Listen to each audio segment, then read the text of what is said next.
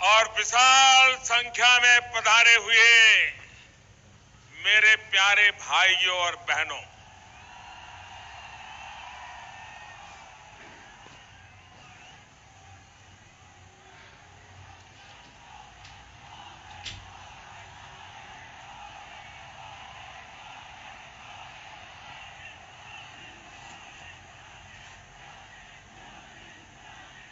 मैं इधर उधर चारों तरफ देख रहा हूं। मैं सोच रहा हूं कि कितने दूर दूर तक लोग खड़े हैं।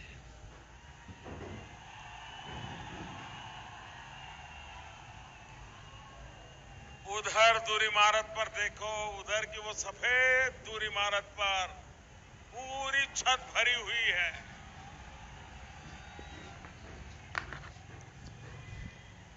भाइयों बहनों, ये भारत का सीमावर्ती जिला शायद हिंदुस्तान के और कोने में या दिल्ली में एयर कंडीशन कमरों में बैठ करके राजनीति पर चर्चा करने वालों को अंदाज नहीं होगा कि ये कैसी आंधी चल रही है।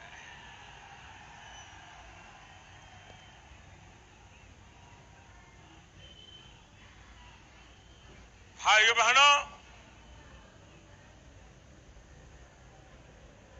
हमारे देश के सामान्य व्यक्ति इसकी सूझबूझ, लोकतंत्र के प्रति उसकी श्रद्धा,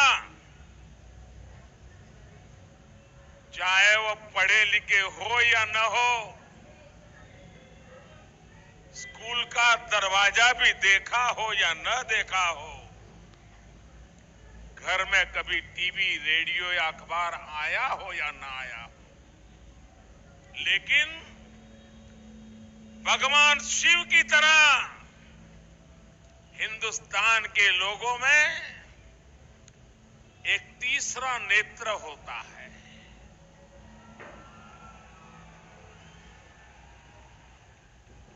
और उस तीसरे नेत्र से वो भली भांति परख लेते हैं सच क्या है, झूठ क्या है, सही क्या है, गलत क्या है, कौन रास्ता सही है, कौन रास्ता गलत है। ये मेरे देश का गरीब से गरीब इंसान भी बहुत बखूबी समझ लेता है।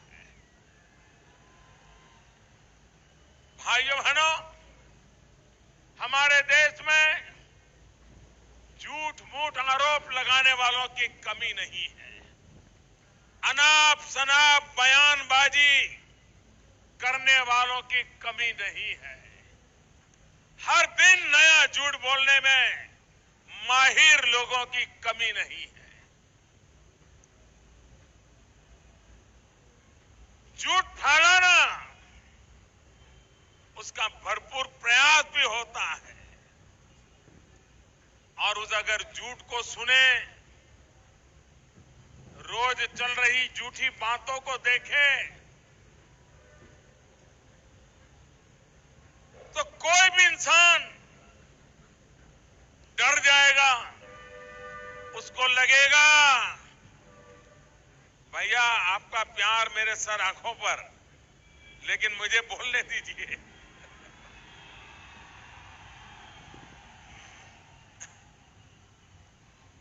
भाइयों बहनों, लेकिन उसके बावजूद भी हमारे देश का गरीब से गरीब इंसान भी सच क्या है इसको भली भांति पकड़ लेता है। पिछले कुछ दिनों में जब से मैंने भ्रष्टाचार और काले धन के खिलाफ कड़े कदम उठाना शुरू किया है, और जब से 8 नवंबर रात को 8 बजे टीवी पर आकर के जब मैंने कहा मेरे प्यारे देशवासियों और 500 और 1000 की नोट बंद हो गई, तब से एक बहुत बड़ी ताकत देश को भ्रमित करने के लिए, झूठ फैलाने के लिए जी जान से जुटी हुई है।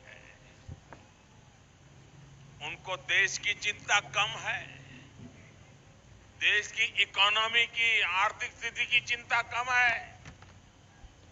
नोटबंदी होने से क्या हुआ क्या नहीं हुआ उसकी चिंता कम है। उनकी परेशानी ये है कि वो बड़े बड़े लोग होने के बाद भी बच नहीं पाए, इसकी परेशानी। मायावती जी, मुलायम सिंह जी ने तो पार्लियामेंट में कह दिया था, पब्लिक में कह दिया था कि मोदी जी करना है तो करो, लेकिन एक 7-8 दिन बीच में मौका तो दे दो, कुछ समय तो दो। भाइयों बहनों, जिन जिन को परेशानी हुई है, जिन जिन का लूट गया है, एक तरफ वो जमा हो गए हैं, इकट्ठे हो गए हैं, गले लग रहे हैं। आप देखते हैं पिछले 15 साल में सपा वाले एक बात बोलेंगे तो बसपा वाले उससे उल्टा बोलते हैं कि नहीं बोलते हैं? बसपा वाले एक बोले तो सपा वाले उल्टा बोलते हैं कि नहीं बोलते हैं? कोई बात ऐसी है जिसमें सपा और बसपा ने एक ही बात बोली हो? 15 साल में एक ही अपवाद आया। जब नोटबंदी हुई तो दोनों एक ही प्रकार का बोलने लगे, ये मोदी बेकार है। कैसी बड़ी मुसीबत आई होगी इसका आप अंदाज लगा सकते हैं। भाइयों बहनों, कोई भी डर जाए, इतना इन्होंने हमला बोला हुआ है, इतना झूठ फैलाया हुआ है, भ्रमित करने का प्रयास किया है, लेकिन मैं देशवासियों को सर झुका करके नमन करता हूं कि देश की जनता ने सच क्या है, ईमानदारी से देश की भलाई की कोशिश क्या है, उसका साथ पकड़ा है। अभी उड़ीसा में चुनाव हुआ,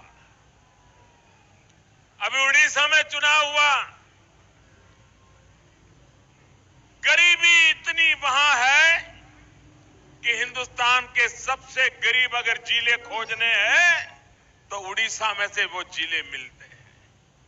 भूखमरी की चर्चा होती है तो लोग उड़ीसा का उदाहरण देते हैं।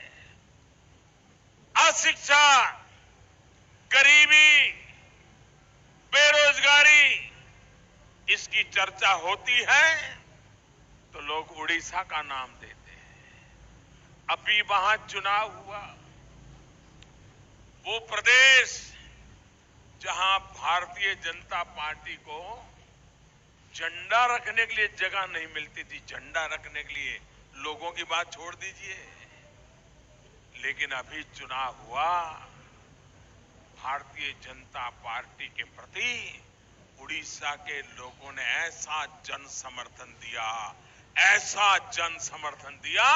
सारे देश के लोग चौंक गए कि अगर उड़ीसा के गरीब लोग भी भाजपा के साथ चल पड़े तो पता नहीं आगे वाले दिनों में हिंदुस्तान में और दलों के पास कुछ बचेगा कि नहीं बचेगा।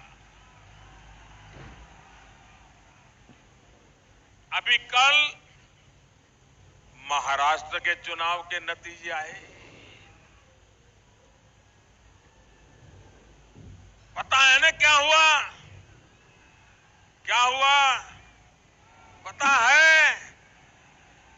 कांग्रेस कहीं नजर नहीं आ रही है, साफ हो गई। कांग्रेस ने साफ कर दिया। भाइयों बहनों,